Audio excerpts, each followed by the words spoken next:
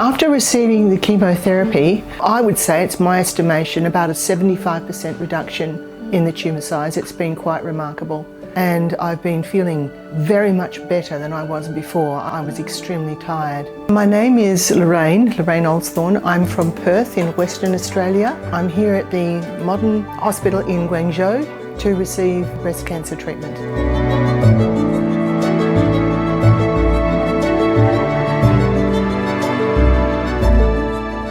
I discovered my problem in June of last year, 2024. I had an accident and I damaged my breast, I bruised it.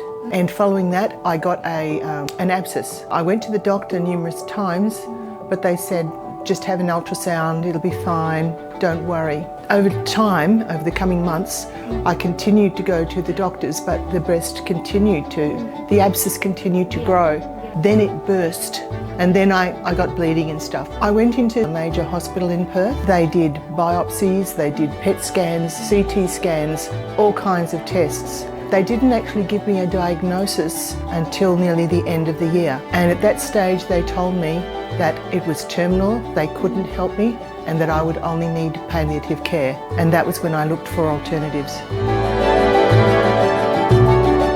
After we were given that diagnosis and there was no other options, we started to look for options. So we Googled revolutionary treatments in cancer, and then this hospital came up. We emailed the hospital to find out what treatment you offer and if you thought you could help me.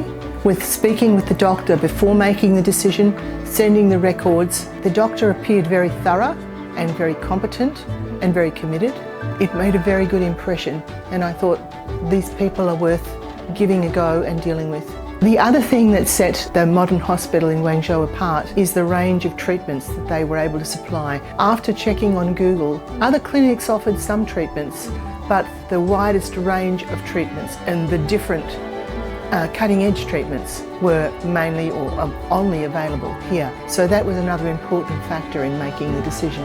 I was having bleeding problems, so I had problems with my kidneys and problems with my heart caused by the bleeding problems. And the hospital sorted all of those issues out for me prior to receiving any treatment, which was very good because I'd received none of that, not even a mention of it in Australia. And then I've had, so far, I'm just on my third round of chemotherapy, which is just a single trip into the theatre as opposed to a week or more that you would suffer in Australia. So the chemo hasn't been the same confronting process that it would have been in Australia. So I've been very, very happy with the treatment I've received. After receiving the chemotherapy, I would say it's my estimation about a 75% reduction in the tumour size. It's been quite remarkable. And I've been feeling very much better than I was before. I was extremely tired.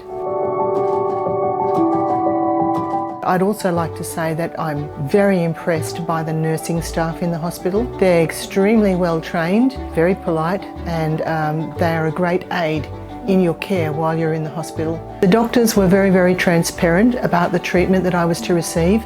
I was very appreciative of quite a long consult in the doctor's office with a full viewing of all of the x-rays and the records and having everything explained to me. That really does give you a lot of confidence to move ahead with the treatment that you're about to receive when you know exactly what's going on and what to expect. I have been extremely fortunate with my family members. Without them, I wouldn't have ended up here because I simply wasn't well enough by the time that I got the diagnosis. If I'd received it earlier on, then I was still capable of doing things, but as time progressed, I became unwell. So I was not in a fit state to really be researching and finding the Modern Hospital. But with the support of my daughter and my son, I was fortunate enough to be brought here and receive the wonderful treatment that I have. I would just like to say a really big thank you to my children for their support in my illness, without which I probably wouldn't be here anymore. So I'm a very, very lucky lady.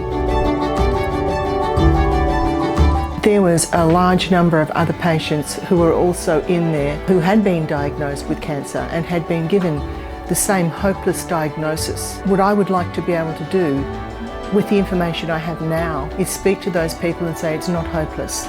There is really positive treatment, there is cure, there is hope. It's a matter of finding the right place and the right treatments. And if there's something that I could do, that would be what I would do moving forward from here.